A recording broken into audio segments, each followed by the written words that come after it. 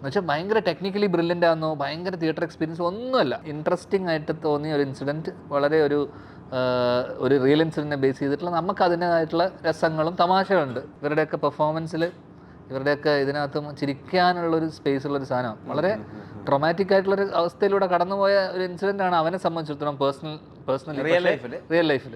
പക്ഷെ നമ്മളതിനെ വളരെ ഹ്യൂമറസ് ആയിട്ടും നമ്മുടെ ഒരു ടൈപ്പ് ഓഫ് സിനിമയാക്കിയിട്ടും, അല്ലെങ്കിൽ ഒരു മോഡേൺ ഡേ കഥയാണ് ആക്ച്വലി സ്പീക്കിംഗ്. കാരണം ഇത് നടന്നിട്ട് അധികം വർഷമൊന്നും ആയിട്ടില്ല.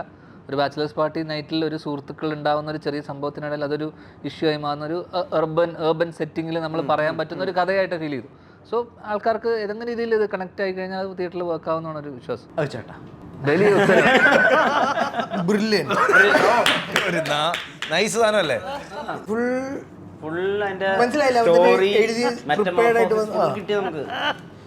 ഒരു 4 ചോദ്യത്തിനുള്ള സാധനം. അതാകുമ്പോ ഇതിന്റെ ഈ ഇളകിയാടുന്ന അജു അതിനെ ആസ്വദിക്കുന്ന ആളുകളുണ്ട്. വിനീതേട്ടൻ ഉൾപ്പെടെ രാജു ചേട്ടൻ പ്രതീക്ഷിക്കുന്ന ധ്യാനൊക്കെ പ്രതീക്ഷിക്കുന്ന ഇളകിയാടൽ അജു ആണ്. അപ്പുറത്ത് ഹെലനുണ്ട്, KCF ഉണ്ട്, സിനിമകളുണ്ട്, ഫീനിക്സ് ഉൾപ്പെടെയുള്ള സിനിമകൾ ഉണ്ടെങ്കിൽ പോലും ഇളകിയാടൽ അത് നമുക്ക് കാണാൻ പറ്റുമോ ആ കൈസേ ഹോയിൽ? ഇല്ല. പക്ഷേ സാഹചര്യത്തിൽ നന്നായി ഇളകുന്നുണ്ട്. രമേശ് ചേട്ടൻ്റെ എൻ്റെയും കഥാപാത്രം എങ്ങനെ പോകുന്നു, ഒരു പോലീസുകാരാണ് 2 പേര്. അവർ ഈ കഥയിലോട്ട് സെക്കൻഡ് ഹാഫിലാണ് കയറുന്നത്. ഇതൊരു ക്രൈമായി മാറുമ്പോൾ ആണ് പോലീസിൻ്റെ എൻട്രി വരുന്നത്. അതിലൊരു സാധ്യത മനസ്സിലാക്കി ഇദ്ദേഹത്തോട് ഒരാൾ നല്ലവനും ഒരാൾ മോശവും, എന്നാൽ ഇയാൾ മോശമാകുമ്പോൾ ഇയാൾ നല്ലവനാക്കി ഒരു സൈക്കോളജിക്കലി ഒന്ന് പ്രതിയോട് ഉള്ളൊരു പെരുമാറ്റം ഉണ്ടല്ലോ, അത് രസകരമായ ഇൻസിഡൻസ് ആണ്. വളരെ ജോവിയലായിട്ടുള്ള ജീവിതം നമ്മൾ സ്റ്റേജിലും വ്ളോഗിലൊക്കെ കണ്ടിട്ടുണ്ട്. അതിൽ നിന്ന് അപ്പുറത്തേക്ക് ചില കഥാപാത്രങ്ങളെ കണ്ടിരുന്നു. ഇപ്പോൾ അനുമേനോൻ ലീഡ് റോളിലെത്തിയ കുറ്റന്വേഷണ സിനിമയിലൊക്കെ വേഷമൊക്കെ നമുക്ക് ഒരിക്കലും പിടി കിട്ടാത്തതായിരുന്നു. അങ്ങനെ എന്തെങ്കിലും ട്രൈ ഔട്ട് ചെയ്യാൻ പറ്റിയിട്ടുണ്ടോ? അതോ ഇത് ഒരു ഫൺ സോൺ ഓപ്പൺ ആയ ഏരിയ ആണ്? ഇത് ധ്യാൻ ചേട്ടൻ നേരത്തെ പറഞ്ഞ പോലെ എനിക്ക് ലൈക്ക് ഞാനായി നിന്നുകൊണ്ട് ചെയ്യാൻ പറ്റിയ ലൈക്ക് ഫ്രണ്ട്സാണ്, ഒരു ബാച്ചിലർ പാർട്ടിയാണ്. അപ്പോൾ അവിടെ കാണിക്കുന്ന അല്ലുവിളിത്തലം എല്ലാം ഉണ്ട്. അപ്പോൾ നമ്മൾ ആ സമയത്ത് ഓളത്തിൻ്റെ അപ്പുറത്തേക്ക് ഇതൊരു പ്രശ്നമായി പോകുന്ന ഒരു കുറച്ച് തീരുമാനങ്ങൾ നമ്മൾ ഓളത്തിൻ്റെ പുറത്തെടുക്കും. അങ്ങനെ ഇതേപോലെ ഒരു ഗ്രൂപ്പ് ഓഫ് ഫ്രണ്ട്സ് വർഷങ്ങൾക്ക് ശേഷം ഒരു കൂട്ടുകാരൻ്റെ ബാച്ചിലർ പാർട്ടി കാണുന്നു, ഓളം വെക്കുന്നു. ഓളം വെട്ടിൻ്റെ മുകളിലേക്ക് പിന്നെ ഈ ആഘോഷം അതിരി കിടക്കുമ്പോൾ നമ്മളൊരു ഒരു കാര്യത്തിൽ ചെന്ന് ചാടും. അപ്പോൾ അവിടെ നമ്മൾ ഫേസ് ചെയ്യേണ്ടി വരുന്ന കാര്യങ്ങളെന്ന് പറഞ്ഞാൽ ആ രാത്രി ആ നിൽക്കുന്ന ആൾക്കൊരു ട്രോമയാണെങ്കിൽ കാണുന്ന ആൾക്കാർക്ക് ഈ ഇവൻ്റെ പിന്നെ പരാക്രമം കാണുന്നൊരു ചിരിയാണ്. അത് ഈ സഹായിക്കാൻ വരുന്നവൻ്റെ ആണെങ്കിലും പ്രശ്നത്തിൽ നിൽക്കുന്നവൻ്റെ ആണെങ്കിലും. അപ്പോൾ അതൊക്കെ ഈ പറഞ്ഞ പോലെ ഞാനായിട്ട് നിന്നുകൊണ്ട് ഫുൾ ഒച്ചയിൽ സംസാരിക്കുക, എനർജി ആകുക, അതൊക്കെ ഉണ്ടായിരുന്നു. നമ്മൾ ഈ സമയത്ത് സീനൊക്കെ ഡിസ്ക്രൈബ് ചെയ്യുന്ന സമയത്ത് ഡയലോഗിൻ്റെ സമയത്ത് എൻ്റെ അഞ്ചേട്ടൻ പറയും, നമുക്കിവിടെ എന്താണോ പറയാൻ പറ്റുന്നത്, എങ്ങനെയാണ് നിനക്ക് നിൻ്റെ രീതിയിൽ പറയാൻ പറ്റുമോ, അങ്ങനെ ചെയ്യും. അപ്പം കുറച്ചുകൂടെ എനിക്ക് ഫ്രീ ആയിട്ട് വർക്ക് ചെയ്യാൻ പറ്റിയത് അങ്ങനെയാണ്. ദിവ്യദർശൻ ഒരു ലോഞ്ച് ആയിരിക്കും, അത് പ്രോപ്പർ ലോഞ്ച്. ഇതുവരെ കാണാത്ത ദിവ്യദർശനം എന്തായാലും കാണാൻ പറ്റും. അത് വിൻറ്റേജ് മുകേഷ് ചേട്ടനൊക്കെ ഞങ്ങൾക്ക് പല സീനുകളിലും മുകേഷ് അങ്കിളിനോ എനിക്കായിക്കോട്ടെ അജുനായിക്കോട്ടെ ജീവകായി നമുക്ക് ഡബ് ചെയ്ത സമയത്തും നമ്മൾ കണ്ട ബോഡി ലാംഗ്വേജ് ഒക്കെ ഒരു ഡെയ്വിളിയുണ്ട്.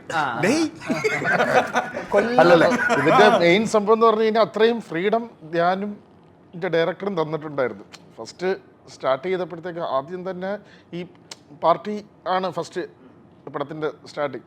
അപ്പോൾ ഇത് എത്രത്തോളം ചെയ്യുമെന്ന് എനിക്കും ഒരു ധാരണയില്ലായിരുന്നു. കാരണം അങ്ങനത്തെ ഒരു വേഷം ഞാൻ അഭിനയിച്ച് ഹ്യൂമർ നമ്മളിപ്പോൾ ഹ്യൂമർ കുറച്ച് ചെയ്ത് തുടങ്ങി കഴിഞ്ഞതിന് ശേഷം ഡിഫോൾട്ടായിട്ട് ഉള്ളിലൊരു സാധനം ഉണ്ട്. ഓക്കെ, അപ്പം ഞാനത് ദിവ്യനെ നമ്മൾ അങ്ങനെ സിനിമയിൽ ഇതിന് മുന്നേ ഹ്യൂമർ എക്സ്പ്ലോർ ചെയ്തിട്ടില്ല ആ ഏരിയ. അപ്പം അത് ഞങ്ങൾ അദ്ദേഹത്തിൻ്റെ ഒരു ആകാരം വെച്ചിട്ട് അതിന് ഭയങ്കര സപ്പോർട്ട് ചെയ്യുന്ന ഒരു ലുക്ക് ആൻഡ് ഫീൽ അല്ല, അതിനെ ബ്രേക്ക് ചെയ്ത രീതി. ആ പാർട്ടി എനിക്കൊന്ന് പുള്ളി റിയൽ ആണെന്ന് വിചാരിച്ചു.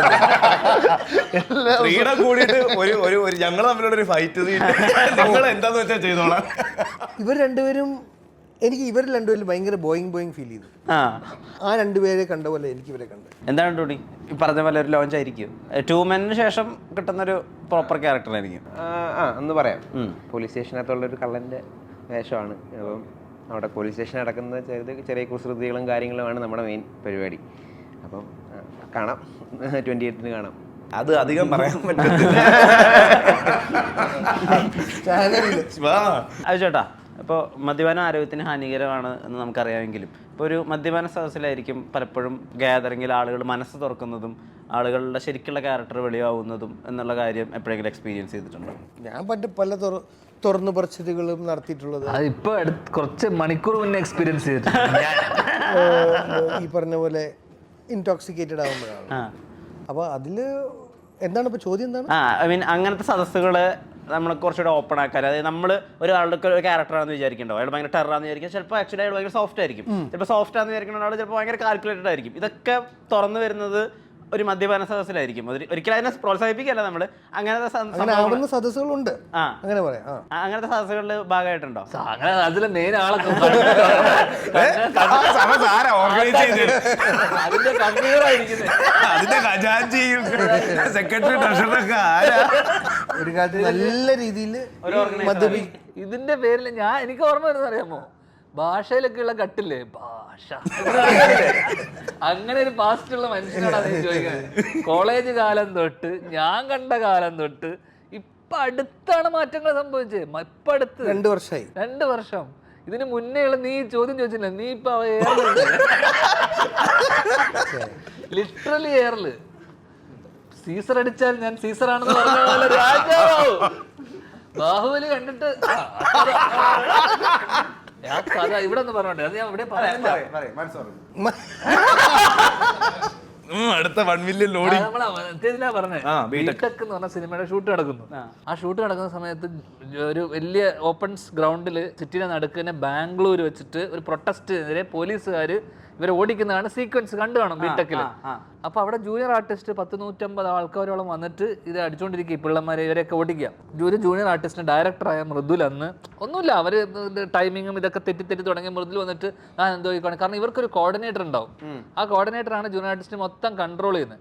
അപ്പൊ മൃദുൽ വന്നിട്ട് ഇയാളുടെ അടുത്ത് ചൂടാകും, ഇയാളൊന്ന് ജസ്റ്റ് തള്ളി മൃദുൽ ഡയറക്ടർ. അപ്പൊ അവനെ അങ്ങനെ ഉദ്ദേശിച്ചാക്കിയെന്നല്ല, ഇവര് ഭയങ്കര ശുഭിതരായിട്ട് ഇവര് സെറ്റിലുള്ള ആസിഫ്, നിരഞ്ജന, അപർണ ബാലൻ ഇവരെയൊക്കെ പിടിച്ച് അടിക്കാൻ തുടങ്ങി. അവിടുത്തെ ലോക്കൽസ് അല്ലേ, പക്ഷെ ഒരാള് മാത്രം അടി കൊണ്ടു. ഞാൻ നടക്കുന്ന സമയത്ത് ഒരാള് മാത്രം അവിടെ ഇല്ല, കാരവാനില്ല, റെസ്റ്റിലാണ്. ബാംഗ്ലൂർ ആകുമ്പോ എന്ത് ചെയ്തിട്ട് കാരവാനിൽ ഇരിക്കാന്ന് ഊഹിച്ചൂടെ? ബാംഗ്ലൂരിൽ അതിന് തലേ ദിവസം കണ്ട സിനിമ അടുത്ത 50 ദിവസം കണ്ടത് ബാഹുബലി ആയിരുന്നു. ഓക്കെ, പുള്ളി കണ്ടത്. അപ്പൊ മനസ്സിൽ ഫുള്ള് പ്രഭാസ് ആണെന്നുള്ളൊരു മനസ്സിൽ ചിന്ത മൊത്തം ഞാൻ പ്രഭാസാണെന്നുള്ളതാണ് ചിന്ത.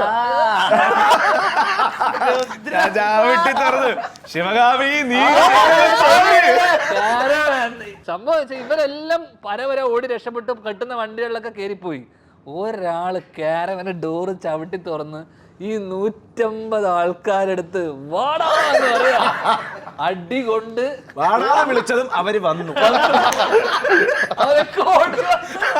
അവരല്ലേ ബാക്കിയുള്ള ആൾക്കാരെ കിട്ടാത്തതിനെ ദേഷ്യത്തിനൊക്കെയാണ്. അങ്ങനെ ഒരാളെ പിടിച്ച് 100 ആൾക്കാരെ അടി കൊണ്ട് നിന്ന മനുഷ്യനോട് നീ ചോദിക്കുക, അങ്ങനെ ഒരു എന്തെങ്കിലും ആള് സൈക്കോ. ഞാനിതുപോലെ കണ്ട ഒരു സാധനമുണ്ട്. ഞാനൊരു സിനിമ ചെയ്യുന്ന സമയത്ത് അതിൻ്റെ പേയ്മെൻറ്റ് കൊടുക്കണം നെക്സ്റ്റ് ഡേ. അപ്പോൾ ഇവരിങ്ങനെ പറഞ്ഞ ദിവസം ഒന്നും കൊടുക്കണം. ഇങ്ങനെ ഒരു സിനിമ കുറേ വർഷം മുന്നെയാണ്. അപ്പോൾ പ്രൊഡ്യൂസർ ഇതാകുന്ന പ്രൊഡക്ഷൻ കൺട്രോളറാണ് സംസാരിക്കുന്നത്. അപ്പോൾ ഈ കൺട്രോളർ എല്ലാ ദിവസവും വരും. ഇവർ ഇന്നും ഇതുപോലെ വൈകുന്നേരങ്ങളിൽ മദ്യപിക്കും. അപ്പോൾ ഞാൻ ആ സമയത്ത് മദ്യപിച്ചുകൊണ്ട് ഞാൻ നിർത്തിയിട്ട് ഏകദേശം കുറച്ച് സമയമായാലും അപ്പോൾ ഞങ്ങളൊക്കെ മദ്യപിക്കും. അപ്പോൾ കൺട്രോളർ ഇതേപോലെ ഞങ്ങളോട് വന്ന് ഇന്ന് 2 എണ്ണമൊക്കെ അടിച്ചിട്ട് രാത്രി ഓക്കെ ഗുഡ് നൈറ്റ് എന്നൊക്കെ പറയും. അപ്പം സാധാ ചോദിക്കും ഇതേപോലെ അല്ലാണ് പരിപാടി, നാളെ ഇടാൻ മോനെ എന്നൊക്കെ പറഞ്ഞ് പോകും.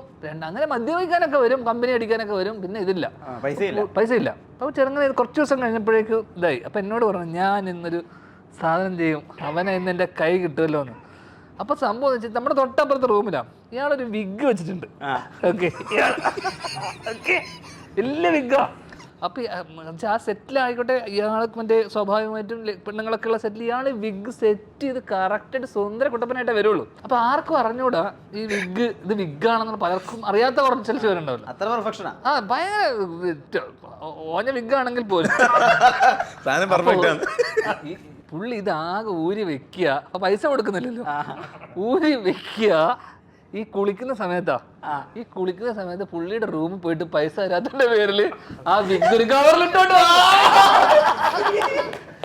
അടിച്ച് വിറ്റായിട്ട്. അപ്പൊ എന്നോട് പറഞ്ഞില്ല, മറ്റേ സാധനമായിട്ട് വരുന്നിട്ട് ഇവിടെ നിന്ന് അടിക്കുക, കൊടുക്കൂലാണ്. അപ്പൊ ഞാൻ ഇത് എന്താ സംഭവം. അടുത്ത കട്ട് ഞാനത് ഫോണൊക്കെ വന്നിട്ട് കാണുന്ന വെച്ച് കഴിഞ്ഞാൽ ഇയാള് തോർത്തുമുണ്ട് വിട്ടിട്ട് കോറിഡോറിൽ ഓടുക. അതിന്റെ എന്താ എന്റെ അജു എന്റെ വിഗ് ഓടിപ്പോവാ വിഗ് ഏതോ ഒരാളുടെ വിഗ് അയാളെ കൊണ്ട് ഓർമ്മയില്ല. ഓടിച്ചോടിച്ചോടിച്ചോടിച്ച് കാശ് തരാത്തതിന്റെ പേരിൽ ഒരാളെ മാനസികമായിട്ട് എനിക്ക് ഓർമ്മയില്ല.